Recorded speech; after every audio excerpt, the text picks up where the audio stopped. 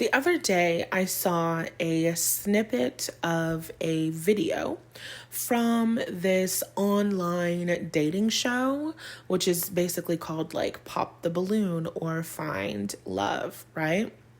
Very popular. Maybe you've seen it, maybe you haven't. It doesn't matter. I'm going to give you the summary.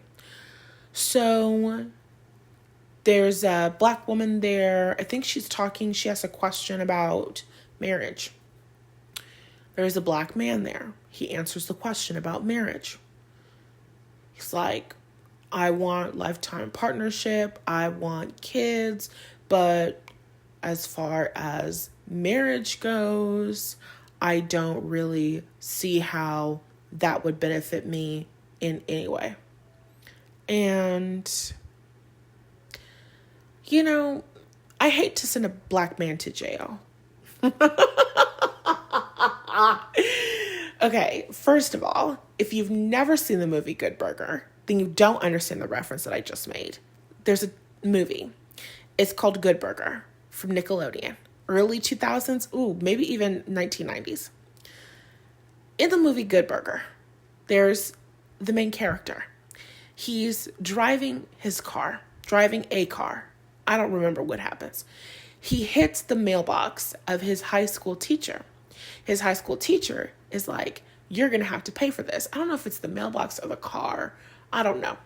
But basically, he hits something. The teenage kid hits the teacher's something.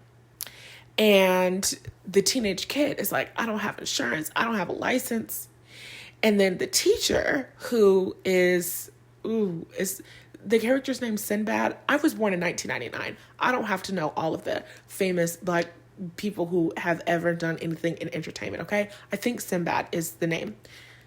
So his character, the teacher's character, is like, he's kind of like this, like, kind of woke, like, I'm not a regular teacher, I'm a cool teacher, And so the teacher is like, I hate to send a Black man to jail. But he's like, I have to call the police because you fucked up my car or my mailbox or whatever. Oh my God, it's been too long since I've seen Good Burger. And then the kid is like, I have to get a summer job. And then that's basically the movie. The movie is the adventure of him on this summer job. But that's not the point. The point is that when I said I hate to send a Black man to jail, I was referencing Good Burger. I say that often. Every single time a Black man really pisses me off, and I... Let me rephrase that. Every single time I have to correct a Black man's behavior. That's what I say. I hate to send a Black man to jail. Okay, so this video that I'm referencing from Pop the Balloon or Find Love, it's this Black man who's saying, when it comes to marriage, I don't really see the benefits. It's just a piece of paper. Now, as a psychic medium who is tuned in, tapped in, turned on, I could tell that something that he really struggles with is something financially. The idea and fear that if I get married and I get divorced, she's going to take my money away from me. Marriage is too much responsibility. He has some feelings and fears around financial insecurity, and that was at the root of him saying that. This is just what I feel. This is just what I sense. I also get paid very well to do this work. I'm incredibly good at what I do. So I believe it, but it doesn't even matter. The point is that this Black man is like, I don't really see the benefits of marriage. It's just a piece of paper. I don't know what that's going to do for me. And God, it hurt me. It hurt me because he did not just fall out of a coconut tree. He exists within the context of all that has come before him and all that is coming after. And in today's episode, what I really wanted to talk with you about is a new way, a deeper way of looking at love, a deeper way of looking at relationships from the perspective of being the generational curse breaker of your family line, being the generational wealth builder of your family line. And whenever I'm talking about generational wealth, you guys know that I'm not talking about just money. I'm talking about generational wealth of happiness, generational wealth of creativity, a generational wealth of creative self-expression, a generational abundance of freedom of choice. So, okay. This black man says, I don't see the point. I don't really know what marriage does for me. I don't really know what that piece of paper really does for me, which, oh my God, there's so many things wrong with what he said, but it just hurts me in my heart. Put a pin in that. We'll come back to it really quick. I need 2.5 to tell you about my experience. So today, I had a feminine embodiment session with one of my coaches. I'm not crying. There's burps coming out of me, okay? I've not eaten or drunken anything, but there's a lot shifting for me in my throat right now. So anyway, I have a feminine embodiment coaching session. And in my feminine embodiment coaching session, what comes into my body is I get tapped into my uterus, and basically I got tapped into this fear, this ancestral fear, and this feeling of being enslaved. I dropped into my physical body. I dropped into my uterus, and it felt like I was being dragged. It felt like I was being pulled. I was being taken against my will, and I felt powerless. Now, this particular experience, this is not something that I've experienced in my physical body, like in this lifetime. It was something that I felt so strongly. It was something that I felt so physically. I could feel myself being dragged, being pulled against my will. I could feel that feeling of powerlessness, but this is not a memory that I have as me. This is not something that happened to me in this lifetime. So I'm feeling this energy, and it's this energy of powerlessness. And as we get further into the session and we're like just diving into this experience and going deeper into this, it made me realize so many things. Number one, oh my God, slavery was real. And like, we know that slavery is real. We know that these things are real, but we don't really always connect it to ourselves. You don't have to be the descendant of an enslaved person to listen to this episode or get something from it, but you're going to have to do your own thing. I'm going to tell my story and we're going to make it work. So anyway, it was this moment where it was just like, oh my God, like slavery was really real, and the bodies have collectively been keeping the score. And there has been this fear of the new, this fear of expanding outside of my comfort zone, this fear of my freedoms being taken away from me.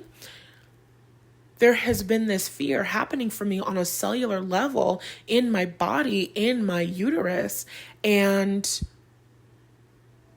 I have never, ever been aware of it. I have never really thought about it. And we understand that generational trauma is real. And we understand, the way that trauma is passed down generationally. But in this specific context, it was really connected to the uterus, and it was actually connected to my mother's side of my family. And something that I feel to bring up is like our connection to our ancestors, which is so incredibly strong, where like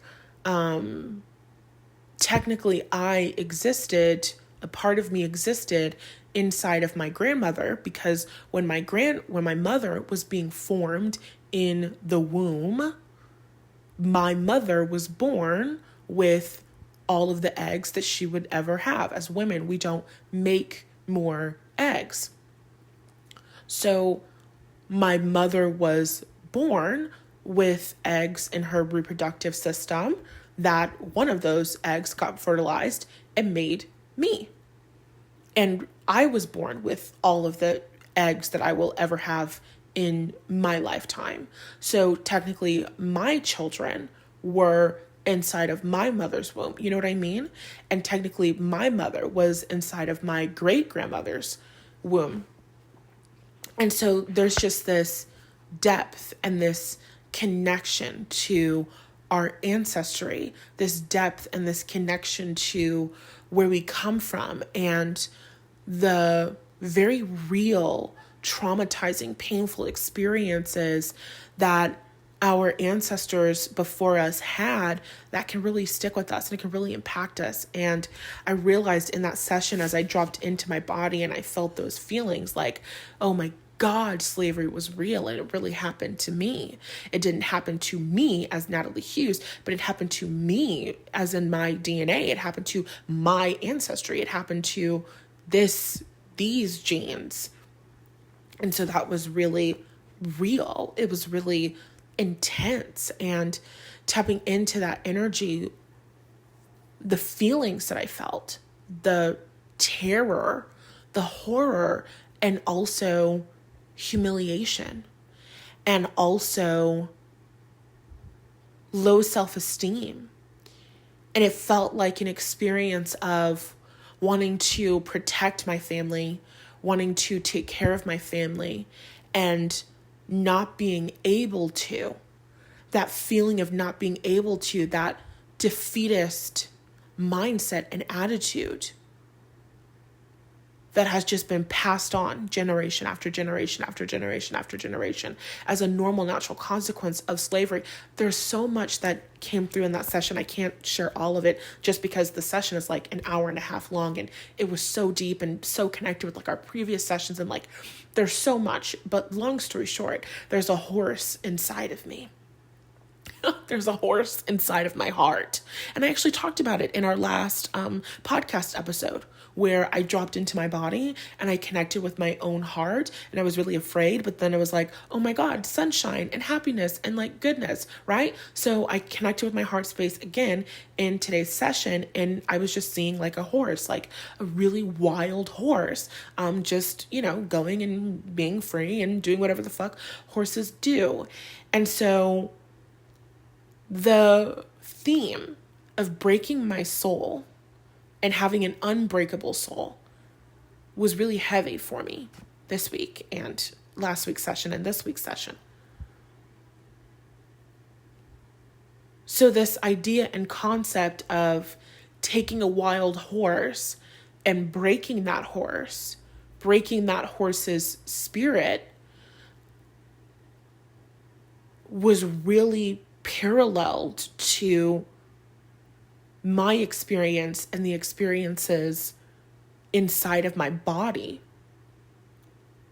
Feeling like such a strong warrior, a protector, a mother, a nurturer, a lover, and feeling so humiliated, not only to have lost a war, not only to have not been able to defend and protect your family, but also to have lost a war to people who are so inhumane, to have lost a war to people who are so hell-bent on breaking your spirit and breaking your soul, and, the psychological torture and the humiliation and all of that. And so I tapped into an energy of defeatist mindset. I tapped into an energy of low self-esteem. And it was like this really beautiful moment of just recognizing how much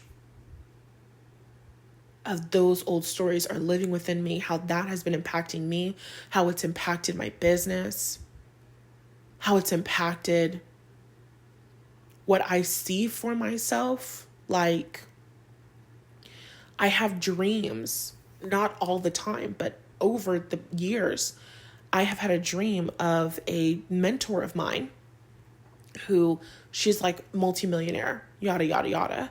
And obviously I aspire to be like her in terms of a global brand and supporting people, making an impact and having an impact that matches my income.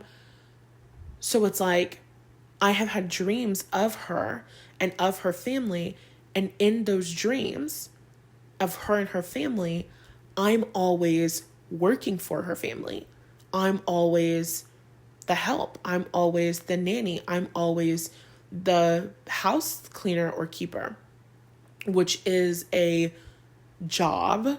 And also, what do you call? I wouldn't call it a job while you're enslaved, but it was an experience that was present throughout my lineage. So I've had dreams of this woman and her family, and every single time in the dreams, I'm saying, I want to be like you. It's my dream to have a business and blah, blah, blah. And I didn't understand that limitation was alive within me, because growing up, nobody was directly telling me, you can only be the help, you can only be a nanny. But the first job that I got when I was a teenager was babysitting. And so these stories of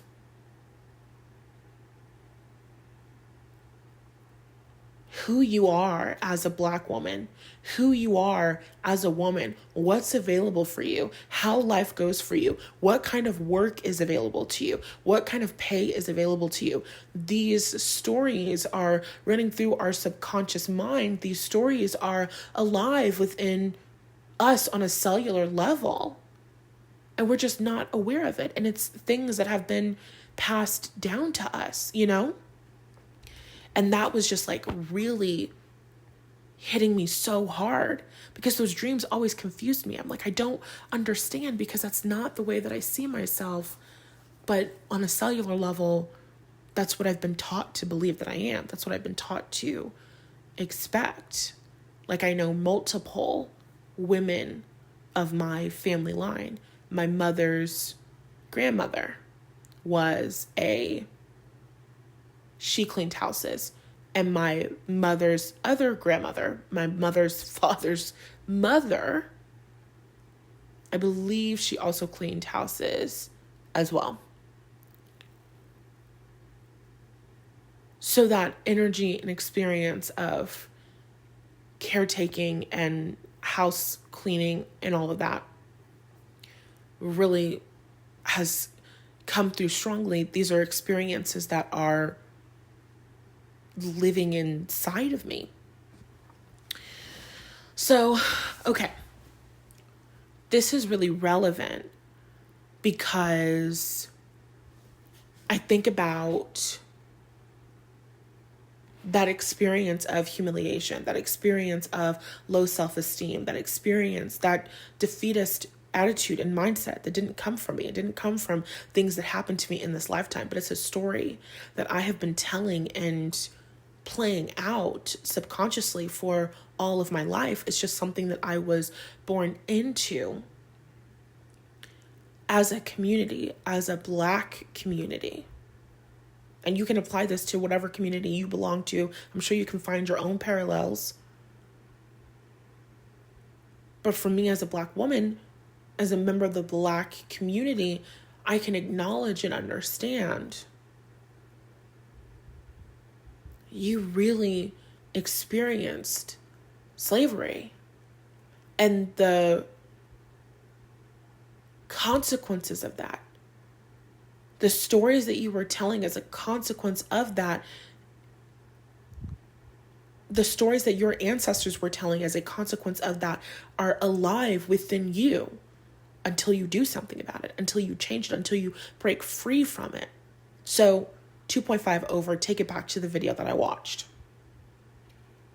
This Black man, God, angels, universe, free them from their egos, Lord, in the name of Jesus. I hate to send a Black man to jail. I hate to criticize a Black man. And also, at the same exact time, you have a brain, and I feel like you should turn it on. Any given moment in time, it is available. It is fucking available. Because within the context, historical context of marriage, back in the day, when you were not a person, let's say back in the day when you were 3/4 of a person, back in the day when you couldn't vote, back in the day when you couldn't participate in democracy, back in the day when you couldn't have family, you didn't have a name, you didn't have a last name. Your culture, your heritage, your home was taken from you. Your family was taken from you. As I tapped into that energy in my body, as I dropped into my body during our session today, and I felt that feeling of being separated from my family, of being separated from my children, because you're not considered a human being. Black people were not considered human beings. Black people were not considered to be people who experience pain. I'm not going to talk about what's going on in the current politics. I'm not going to do it because I'm not going to go on a tangent. I'm not going to go on a rant. I'm not going to do it. I'm not going to do it. But you can take what I'm giving you and you can do your own research and you can come to your own conclusions and you can get mad on your own time as the listener because I'm not going to go there. I don't want to go there. We should never go there.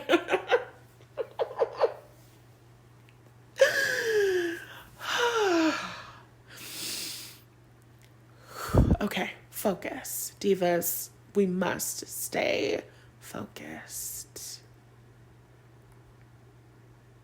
Black people were not considered to be human.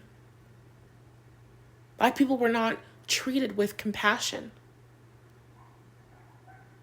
The terror that you experience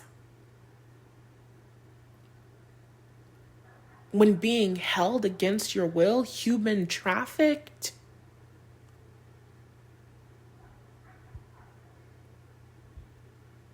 people treating you with apathy, no sympathy, no understanding, no love, no kindness, no compassion. You are subhuman. You are tortured. You are used. You are worked and then overworked. You are not paid. You are not shown gratitude. You are told directly and indirectly that you are worthless. When you built everything, when without you, there is nothing. When you are the most valuable player, do not start talking about athletics. Do not start talking about sports. And no,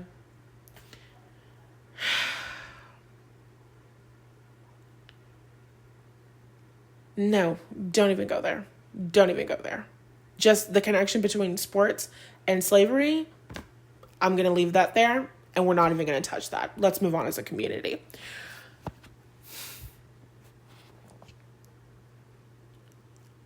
This man said in the video, I don't know what marriage would do for me. A couple short years ago, a couple short generations ago, your people could not get married. Were not considered human beings. Were not considered human beings with feelings, mental feelings, emotional feelings, emotional feelings, physical feelings. The history of Black women, and gynecology. You can look into that in your own time. We don't have time for a rant. I don't want to go there. We should never go there. Because we will be here forever if I do. But as a people, We were dehumanized.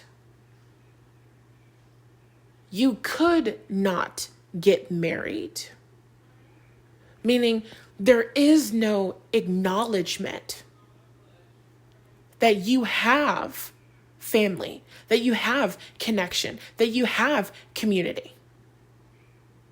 You are not a person. You are property. You don't have children. You don't have children that you can claim as your own at any given moment in time. Your children can be taken away from you. Your husband can be taken away from you. Your wife can be taken away from you. Your brother can be taken away from you at any given moment in time because somebody else has decided that it benefits them to break up your family. But you don't really have a family because you're not really human. You don't really have emotions. You don't really have connection. You don't really feel feelings. And also, you're not really a family. You're not married. There is no official acknowledgement of you being a fucking human being. It's about dignity. It's about decency. It's about respect. It's about honor. I hate to send a black man to jail, but this ignorant motherfucker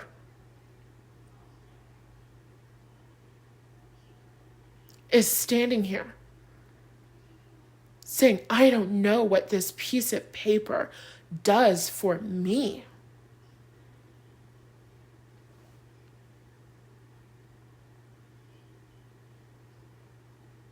Think about where you would be. Think about where we are as a culture and the things that we talk about just overall in general, zoom out of just the black community. But jokes about the black community. You don't have a father. Your father abandoned you. What stories might be alive within people? What stories and experiences could people be playing out in their DNA and they're not even consciously aware of it as a natural consequence of experiencing slavery? I don't think that there's anything funny or light about black men not being present as fathers, about black men not having self-esteem, about black men not taking responsibility for their family. I can only imagine how deeply that would impact someone and hurt them as a man. As a woman, from my perspective, as a feminine energy, my worst nightmare, my greatest fear in the world is to be separated from my child. Because as a woman, that's something that I was created for. That's something that I was created to do. To create life and to nurture and love. And there's protection that goes along with that as a man whose job it is to protect and to provide. I can only imagine how deeply that wound of low self-esteem, self-hatred, and embarrassment, how deep that must be on a cellular level. Because of the terrible things that your people, your ancestors have experienced, or because of the things that you actually experienced, if we're going back in time and looking at it from that point of view. I can only imagine that pain. And so you have this collection of people, these beautiful, beautiful people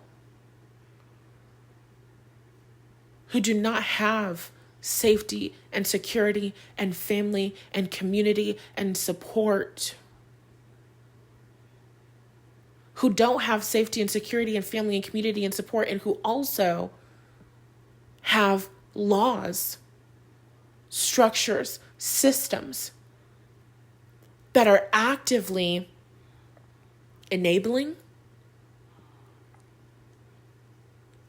and working in favor of their oppression,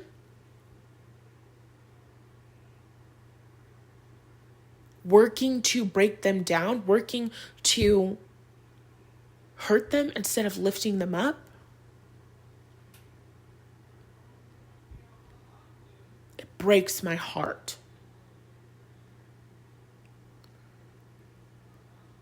This idea and concept that marriage is just a piece of paper and it doesn't mean anything to me and it doesn't bring anything to me. It doesn't give me anything. It doesn't benefit me in any way. Because it is so far from the truth. And I have been making this joke, but it's like, you're really going to do the white man's work for him for free? Still?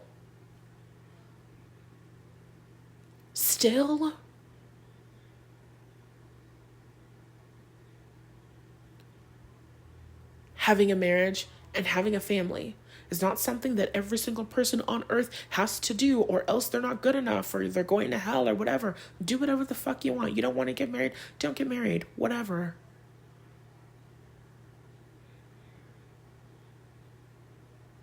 But it's important to be deliberate with the way that you look at marriage within the context, not just falling out of a coconut tree. Not just, what if something happens and somebody tries to take something from me? The fuck? That irritates me. I don't have time. We don't have time to get into that. We don't have time. I have compassion and I have understanding. And still, we don't have time. So I'm not even going to go there.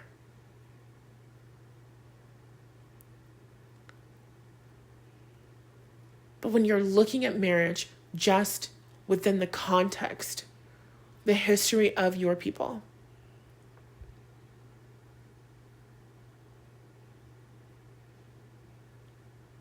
these things matter.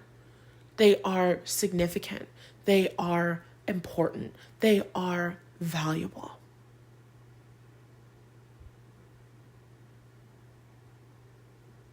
Having family, having a sense of belonging. These are the things that we need as human beings. Having a sense of community, having a sense of connection, having a sense of knowing who I am, having a sense of self. These are things that are important in community. When you don't know your family, when you don't know your culture, you don't know yourself. You don't love yourself. You don't like yourself. You don't have high self-esteem. You don't have a sense of self-worth. That is heartbreaking. And it also has 1,000,001 different negative repercussions for your work life, your personal life, your relationships, the people that you enter into relationships with, the relationship dynamics that you're willing to entertain. The negative consequences are countless.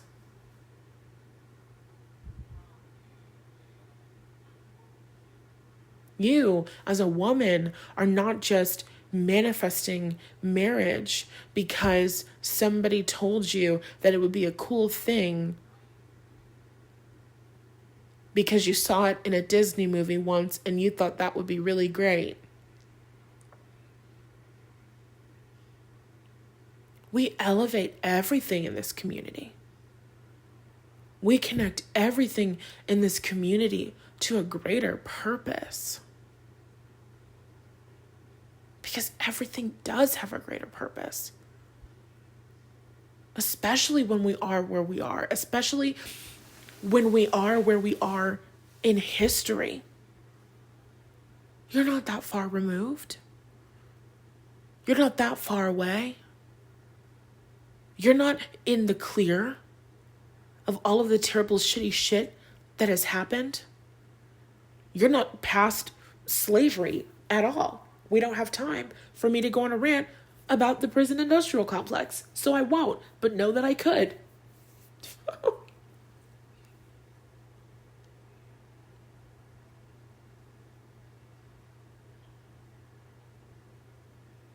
These things, marriage, being able to have your own bank account, being able to own land, being able to have your own home, being able to protect yourself, being able to have a family that you show up for, that you protect, that you take care of, and that you serve. These are freedoms that if you are the descendant of an enslaved person like me, these are freedoms that your ancestors did not have. These are freedoms that were stripped away from them, brutalized out of them. I cannot imagine that experience. Family is such an important thing to me. And having a quote unquote traditional family system is such an important thing to me. Because I understand the consequences of not having one. And I also understand like the purpose, the power, and the magnitude of having one. That's significant. That's important. Being able to live your life as a free woman, being able to live your life as free people who are free to love who they want to love, who are free to have children when and if they want to have children, who are free to raise their children in the ways that they see fit, who don't have to prioritize white children that will grow up to oppress them over their own children. These things are such a big fucking deal. And I feel like as a collective, we take so much of it for granted. You being married and you having that holy matrimony is not just about doing a cool thing because everybody else is doing it, or doing a thing that everybody else told you that you had to do by the time that you turned a certain age, or else you weren't going to be good enough, or else you might be single for the rest of your life, or blah, blah, blah, blah, blah. It's literally about your freedom. And it breaks my heart because I recognize that there are so many people living under the illusion that no attachments is freedom. And again, I say, why would you do the work of white supremacy for it, for free? This idea and concept that I just love having no responsibility, and I just love keeping things casual, and I don't know. It's hard for me to get into that headspace because I don't dwell in that. It's hard for me to think and speak like a loser because I just don't. Sorry, not sorry about it. It's silly to me. Because that's not freedom at all. I have no one and I owe no one anything is not freedom to me. Freedom to me is I have people who I love, and I have people who I show up for, and I have people who I'm willing to fight for, and I have people who I love and people who I belong to and people who belong to me. And I have a vision for a future for us. And I fight for that. That's freedom.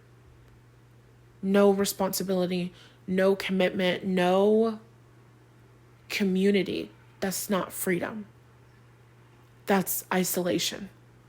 That's loneliness. That's low self-esteem. That's playing into the story, oh, I'm a black man who has no feelings and no emotions and nothing matters to me at all because I'm not really a human being. And that makes me want to cry.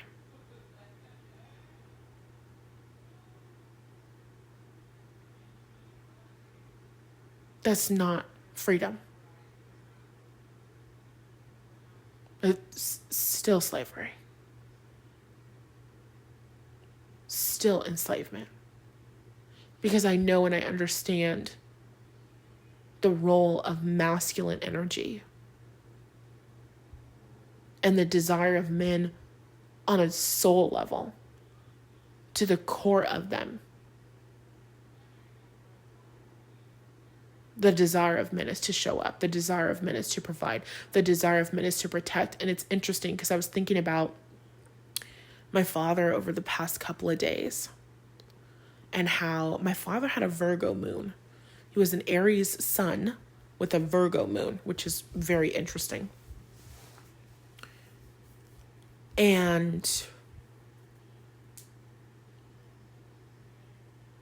I imagine how much pain he must have been in, because he wasn't really a man who ever took responsibility for me or my sisters at all. He had 3 daughters. He never really took responsibility for us, even when he was, living with me a majority of my teenager years.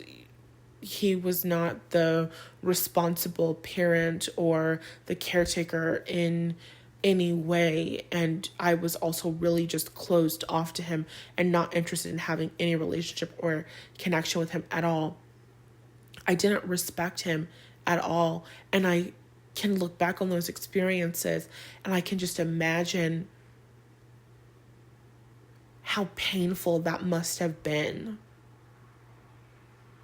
to be a man and not to have the respect of your family. And to be a Virgo, which technically is a feminine sign, Earth is feminine energy, but Virgo wants to serve. Virgo wants to take action. The other day I was out to brunch with my friend, and I had texted her, we're trying to figure out where to go, and I texted her, I'm like, okay, this is my budget for the brunch. She's like, no, don't worry about it. I'll pay, which was so nice. I'm super grateful. I receive. But now I'm like, next time we go out to eat, I'm going to have to, get into a physical fight with her for her to let me pay the fucking bill. Because she's a Virgo moon. She's also a Pisces sun, which kind of adds to it and is very similar. But Virgo energy loves to provide. Virgo energy loves to be of service. And how sad and emasculating must it be for a man not to be living in his own divine masculinity, not to be of service. I am healing chronic illness right now. It's a chronic illness that I inherited from both my parents, but my father had it more intensely. And I know and I understand that physical manifestation of illness was totally coming from so much shit that was going on within him emotionally. So much shit that was rooted in low self-esteem. So much shit that was rooted in a lack of self-confidence. So much shit that was rooted in that experience of just being humiliated and emasculated. It's really sad and it's really heartbreaking. And so from this lens, my relationship with marriage changes. My relationship with men changes. My relationship with Black men changes. My perception changes, and I look at things from more of a bird's eye point of view, where marriage isn't really just about a piece of paper. It's about community, belonging, family, and the ability to deliberately and consciously choose who your family is. Being able to deliberately and consciously choose, decide, and define your own family. Being able to create safety and security for yourself and for your family. That's a big fucking deal. Allowing Black men to show up in your world, and this could just be allowing men in general, because all men are suffering from this hyper-masculine way of being. Don't show emotions. Don't feel feelings. Don't be a human being. Creating an experience. Deliberately creating an experience where you have a relationship and you have emotional intimacy and openness and connection. That is resistance. That is overcoming. That is healing. That is freedom. That is breaking a generational pattern. So I want you to look at your own experience. Look at your own relationship with your parents. Think about your own relationship with your father. Think about your current relationship with men. And think about whether or not you expect men to show up for you. Whether or not you expect men to take care of you. And look at those cycles in your family. And start asking yourself if you can see, if you can notice any patterns of men not showing up, of men not taking care, of women not being provided for, of women not being shown up for. It's not just about money. It's also about emotions. It's about energy. It's about the psychological. Women being abandoned. Women not showing up, not being shown up for. And can you, from that lens, start looking at your relationship, your marriage, understanding and outlining, okay, these are the positive things. These are the freedoms that my marriage brings to my lineage and to my family. How does marriage bring freedom in your world? How does marriage bring freedom in your life? What I am arguing, what I am genuinely and authentically believing is that a man will never feel fulfilled in his life if he is not taking responsibility for community, period. This is even my relationships with gay men. It's not about sex. It's not about marriage. Men in a healthy masculine energy will always take responsibility for people in their community, especially women, especially feminine energy. Marriage is about freedom. Marriage is about fulfillment. So if you were going to journal on this, if you were going to think about this, if you were going to ponder about this, which you should, I want you to start thinking about how marriage brings freedom. What freedom does it represent for your family? What freedom does it represent for your lineage? What freedom does it represent for men? What freedom does it represent for men in your particular culture and the things that they experience and the things that they're being taught. I was talking with my friend's mother before we went to brunch, and she was talking to me about generational patterns in marriage, actually. And she was saying how when she was a girl, when she was young, they're Mexican, she was told, this is your person, you find your person, this is it. This is your person, this is the first guy, this is the guy. This is who you marry. This is who you're with. This is who you rely on. This is who takes care of you. This is your person. This is it. And for her and her family, breaking that generational pattern, breaking that generational curse, looks like communicating to her daughters that, hey, you can do whatever you like. You can not get married. You can be independent. You can get married. You can do what you want.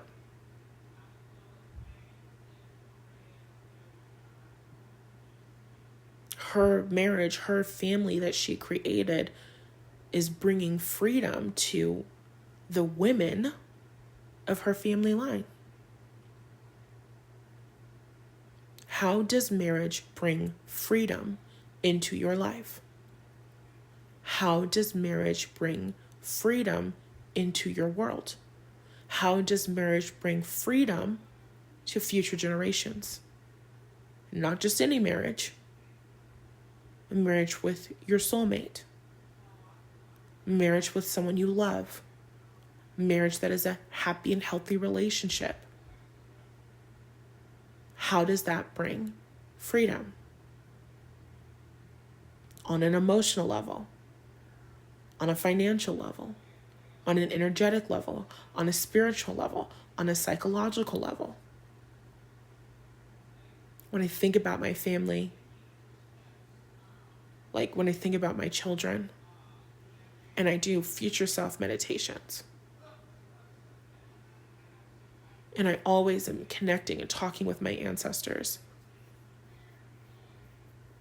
And there's like a baby in a crib and I'm crying. And I'm like, oh my God, you guys.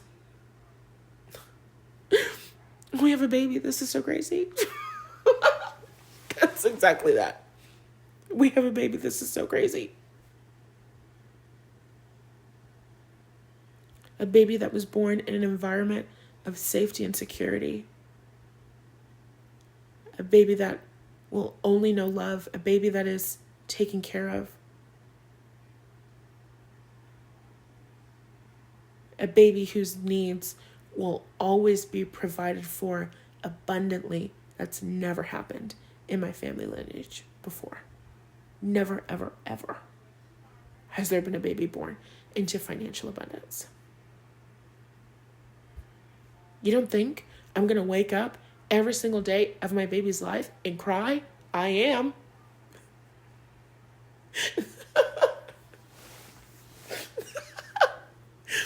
Sometimes I think about my future kids and like what their astrology probably is going to be like. And I'm like, yeah, definitely going to be a water sign something. Because I'm going to wake up every single day and I'm going to cry. Because God is so good. That's freedom to me. That's abundance to me. That's wealth to me. A wealth of happiness, a wealth of safety, a wealth of security, a wealth of protection, a wealth of prosperity. Did I already say freedom? Time freedom, the freedom to travel, the freedom to creatively express themselves, the freedom to say how they feel, what they want, what they desire, the freedom to not have to work jobs that they don't want to work in the name of survival. These things are so important. So we're not just talking about marriage as in the piece of paper. What does it do for me? We're talking about marriage in general and how does it bring freedom for you? How does it bring freedom for men? How does it bring empowerment for men? And as you're listening to this, if you're like me and you've experienced neglect and abuse and blah, blah, blah, blah, blah, it can feel challenging to picture men being in a masculine energy, to picture men showing up, to picture men being leaders. And that's actually one of the many reasons why I created the Love After Loss course. It is a course that's made to help you heal your relationship with men in general and to help you manifest your soulmate. It is absolutely amazing and wonderful and perfect. And one of my favorite workshops inside of it is actually a workshop on healing your father wound. Looking over those experiences that happened with your dad, doing some deep healing, and then tapping into a new story with men. A new experience with men, an experience with men where they show up, an experience with men where they take care of you, an experience of men where they serve you. Healing those experiences starts with you, because just because I'm a woman doesn't mean that I'm not carrying those masculine wounds inside of me. Think about it. When men don't show up and men are not in a masculine energy and women have to fend for themselves, what happens? Women get into a hyper masculine energy. Women become hardened.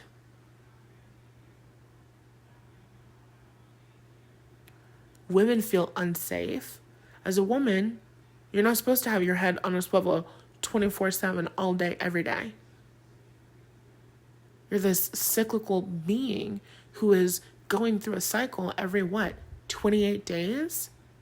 Just about? As you're moving through that phase of your own cycle, you're going through different things. You're shifting in different ways. You're getting tuned in to different energies. It's like you were made to be in a state of being protected. You were made to be in a state of being fended for. You were made to be in a state of flexibility and change. That feminine energy, that flow.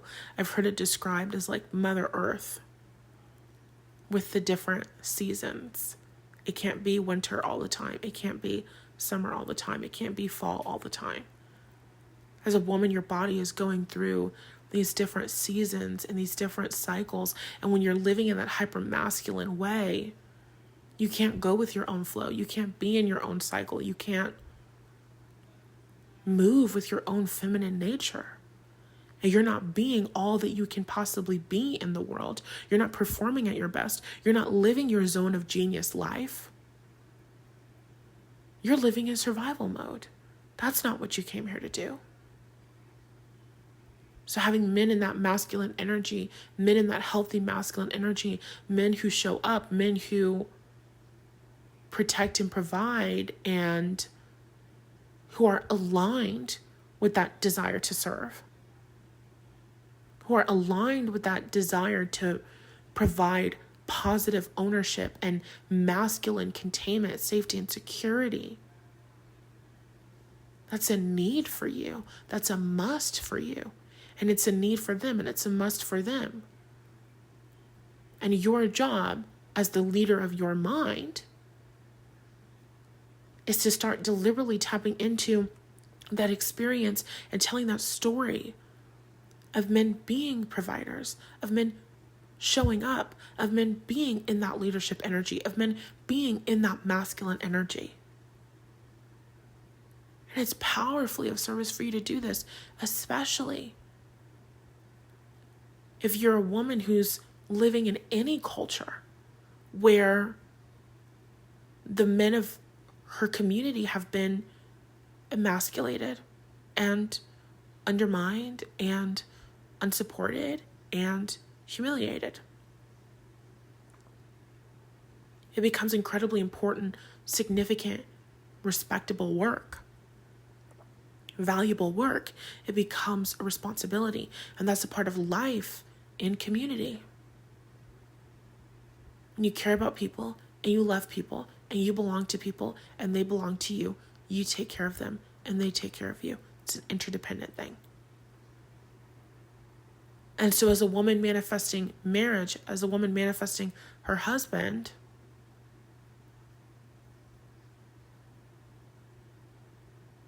you're deliberately healing your relationship with men. You're deliberately clearing space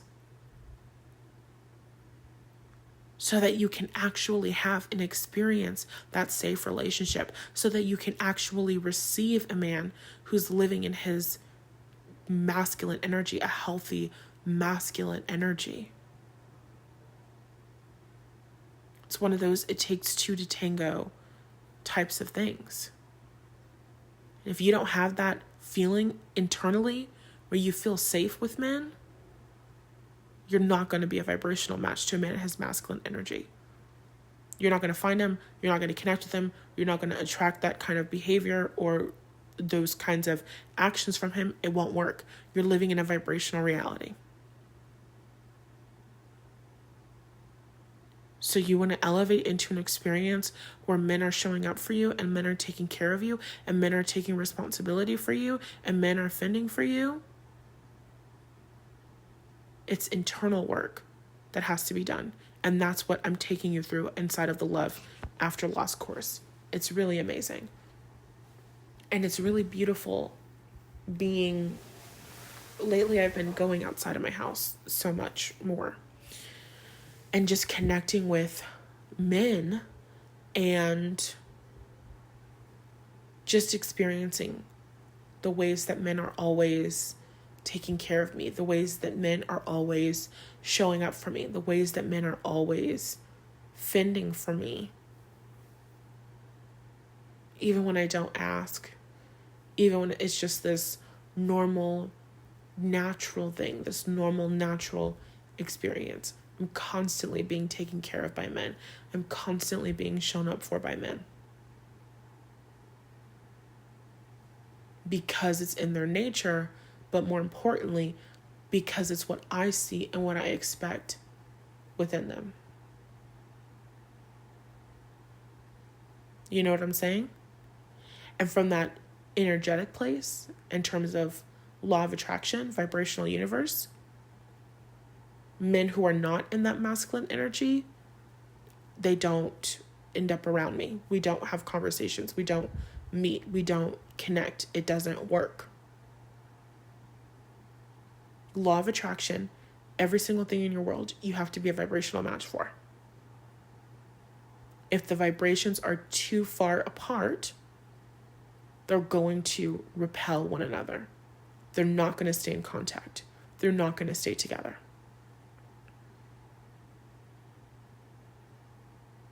It's like the energy of self-sabotage. You manifest money, you win the lottery, and then you spend all the money. You lose it.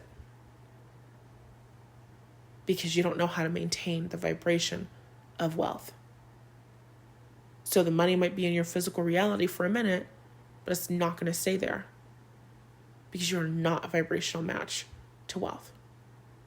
You think and you speak and you feel like there's not enough. You think and you speak and you feel like someone experiencing poverty or dissatisfaction in money.